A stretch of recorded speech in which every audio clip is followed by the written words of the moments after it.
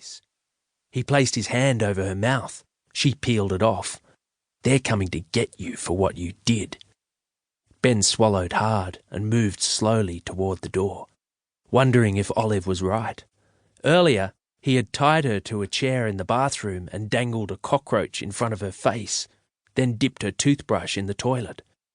But it seemed like overkill for 4 police officers to be assigned to the case, even if it was a slow Tuesday at the station. Ben opened the door just enough to peek out. "Good afternoon," the policeman said. "Hello," Ben said, squeezing his bottom lip. The officer's hand rested on the butt of a gun nestled in the holster on his right hip. "Your parents in?" Ben shook his head, still looking at the officer through a 30-centimetre gap between door and frame. Ben was pleased to see that being slightly overweight didn't stop you from getting into the force. Ben was slightly overweight himself. His nan said it was from the rotten dinners his parents fed him from the burger chain on the corner. "Can you please tell me where they are?" The murmur of the highway nearby and the low hum of the tall electrical tower in the empty block across the street filled the space between them. "At work." "You sure about that?" "We just need to have a quick word to them," the officer said, looking past Ben into the house. "Mm-hmm. Have you seen them this afternoon at all?" Ben shook his head. "They're at work till 4:30. The officer flipped open a small notebook with a leather cover. "Ray Silver Motor Wreckers, 137 Hope Street?" Ben nodded. The female officer returned. "No one round there," she said, posting a tight-lipped smile to Ben. "Thank you for your help," said the man, and they turned to go. "Do you want me to give them a message?" Ben asked. "No, we'll catch up with them," said the lady officer.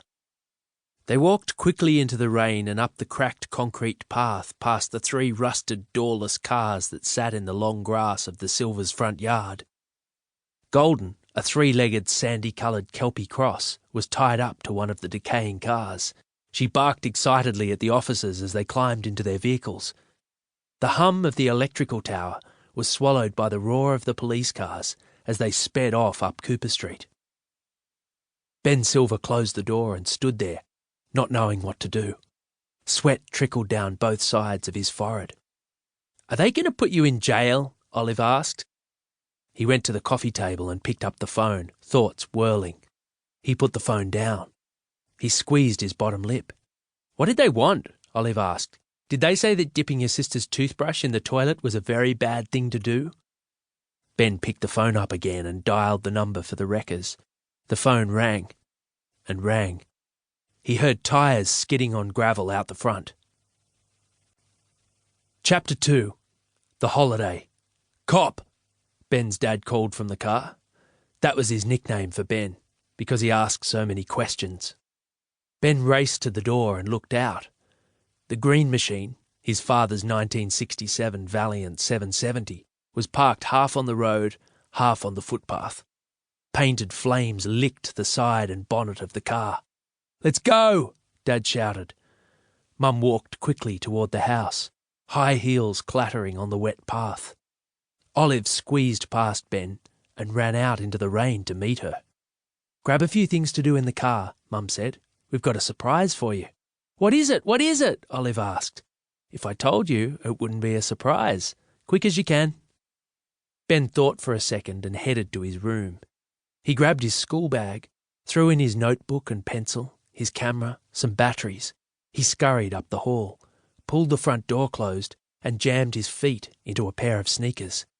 He held his backpack over his head as an umbrella and ran up the path.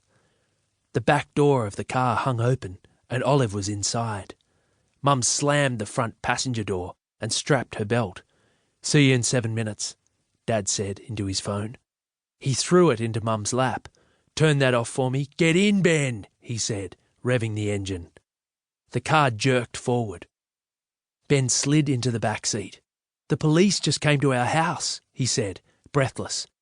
He heaved the door closed as Dad spun the car around, laying rubber on the road.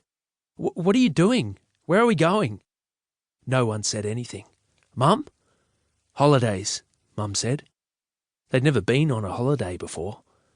Ben got up on his knees and looked through the dirty back window. Golden, the tripod dog, was still tied up to the rusted